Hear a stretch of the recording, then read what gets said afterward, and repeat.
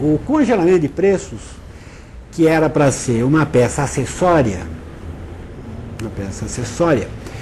tornou-se a peça principal. Durante dias, ainda na véspera do plano, os economistas discutiam se ia ter ou não ia ter congelamento. E a ideia, até pertinho do plano, era que não deveria ter congelamento. E eu lembro que o PSL sempre dizia, não, a gente tem que ter assim, um preço subindo, um preço caindo, de modo que a média dá zero, para dar uma inflação zero. Se você faz o congelamento no dia 10, o que acontece? Como é que estão os preços no dia 10? Bom, tem preço que acabou de ser reajustado, está no pico. Tem preço que foi reajustado há uma semana, está na média. Tem preço que foi reajustado há 3 semanas e está no vale, está no nível mais baixo. Vamos imaginar que só tenha 3 agentes na economia. O João, o Antônio e a Maria. Né? Quer dizer, então o João aumenta seus preços todo dia 1º do mês. Aí a Maria, que compra do João coisas, etc., aumenta seus preços no dia 10 do mês. E o Antônio aumenta no dia 20. Quando começou isso, não importa quem começou, porque isso, né? Mas isso começou e está funcionando. Agora imagine que você queira acabar com essa... E a inflação então está em 10% ao mês. Todo mês tem uma inflação de 10%. Que é uma média dos 3. São os 3. Os 3 aumentam 10%. Né? Os seus preços, só tem 3 agentes na economia. Né? É um modelinho. Agora, o que acontece? Quer dizer, vamos que eu diga... João, você precisa parar de aumentar seus preços. Então, quando chegar o dia 1º, você não aumenta seus preços. Né? Porque nós vamos fazer um plano, vamos fazer... cortar o déficit público, vamos fazer isso e aquilo.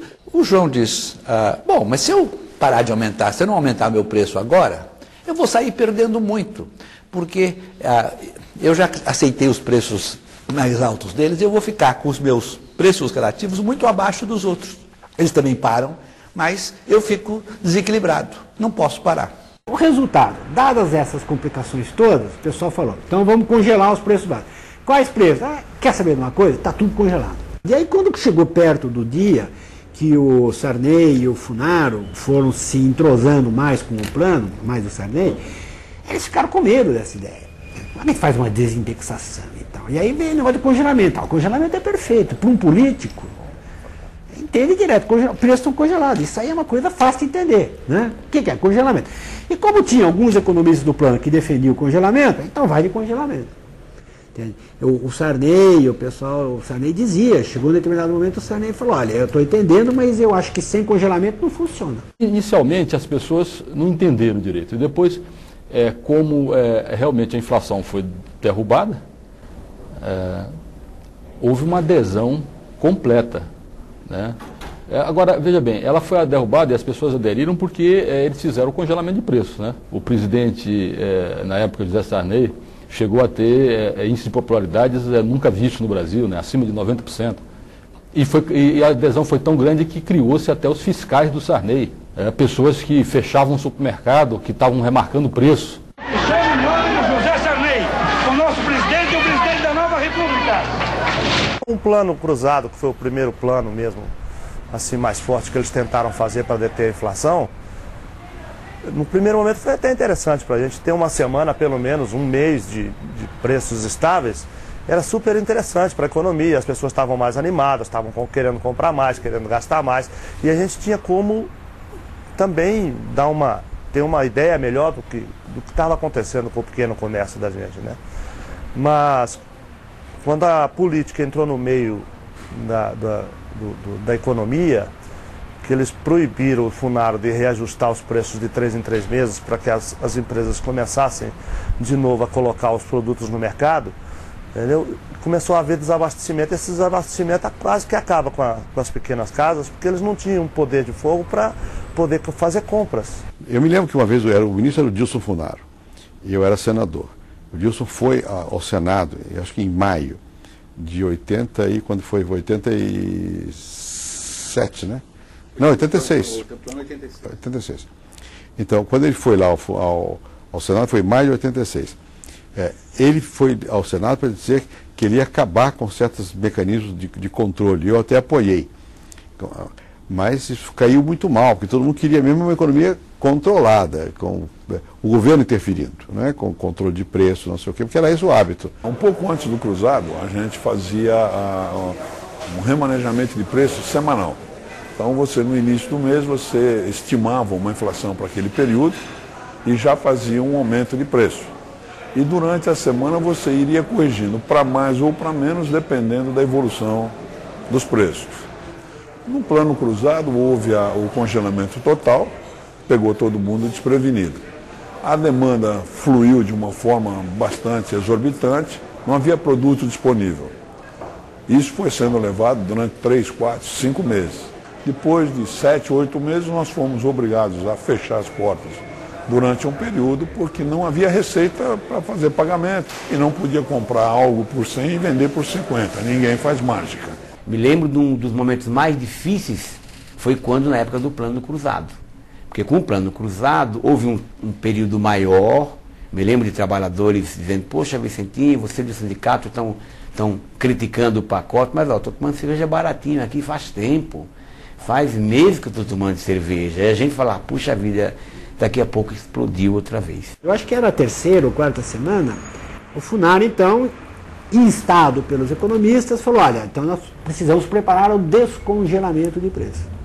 Aquilo caiu como uma bomba no Palácio do Planalto e o Fernando César Mesquita, que era o secretário de imprensa do presidente, certamente falou com o Sarney, e Fernando César soltou uma bomba. Ele vai aos jornalistas e diz, falar em descongelamento é traição.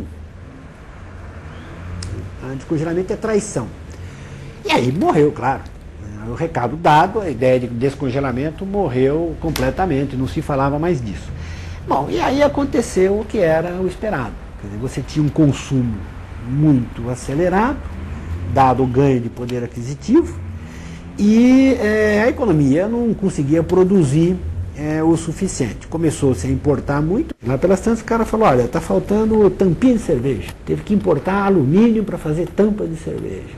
Eu lembro que pessoas iam, aqui em Brasília, por exemplo, pessoas iam na periferia da cidade comprar carne que eram abatidas clandestinamente. Bois, vacas abatidas clandestinamente, que as pessoas traziam dentro do porta-mala de carros, e aí as pessoas à noite iam comprar carne, porque você não encontrava carne, nem nenhum derivado da carne, nem industrializada, não encontrava absolutamente nada. Carne de vaca, boi, porco, galinha, né? Frango, você não encontrava nada. E depois esse desabastecimento levou a medidas que hoje você acha até que se pergunta se realmente isso ocorreu. Que, por exemplo, a Polícia Federal foi acionada para caçar boi em pasto. Se o abate dos bois não se normalizar nos próximos dias, o governo promete que vai lançar mão da Lei Delegada número 4 e confiscar o boi no pasto. A Polícia Federal e a SUNAB já estão preparadas para o confisco.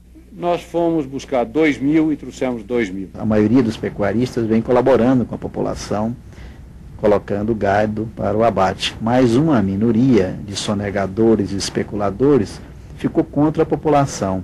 E é contra esses que o governo está agindo. Nós vamos tentar achar apenas 10 produtos. Dos 10 produtos da nossa lista de compras, nós só conseguimos encontrar 6. O arroz, este papel higiênico que só tem agora desta marca, o óleo de soja que também só tinha desta marca, o feijão, o sabão, os únicos que ficaram na prateleira, a carne e, é claro, de segunda. E aí então os economistas do plano falaram, olha, precisamos fazer um ajuste nisso. Precisava fazer um ajuste no plano. O pessoal ficou animado, mas aí o pessoal não entendeu nem porque o Sarney marcou a reunião para Carajás. E aí antes da reunião, os economistas tentaram se articular para todo mundo pintar o mesmo quadro para o presidente. Porque, eu não lembro de quem era a frase, mas alguém tinha dito o seguinte, se um presidente ouve os seus assessores e todos os assessores dão uma de urubu e um dá uma de canário, é esse que o presidente ouve. Ele fica com a boa notícia. Aí o André falava assim para o pessoal, então nós temos que ir lá para Carajás, nós vamos fazer um strike de urubu. Todo mundo vai ter que falar que está ruim. Aí vai lá, chega em Carajás, e a ideia do Sarney era outra. A ideia do Sarney, ele tinha escolhido fazer em Carajás para mostrar o Brasil grande. Brasil em desenvolvimento, Brasil em crescimento e tal, não sei o quê. E quando começa a reunião, os economistas começam a fazer o strike de urubu, o Sarney interrompe e diz, não, vocês estão enganados, vocês nós fizemos um grande plano, vocês viraram o Brasil, nós lançamos o Brasil numa rota de crescimento, desenvolvimento e progresso. Eu chamei vocês aqui para vocês fazerem um plano de desenvolvimento, um plano de crescimento. Eu quero um plano de investimentos. E não um plano de contenção e controle. E melhor. Acabou ali. E entrou numa deterioração muito grande. Escassez, câmbio negro, a inflação voltando por fora, né? Quer dizer, embora os preços estivessem congelados, a inflação começou a vir de novo 2, 3, 4 e tal, não sei o quê. E aí ficou evidente que precisava fazer o ajuste.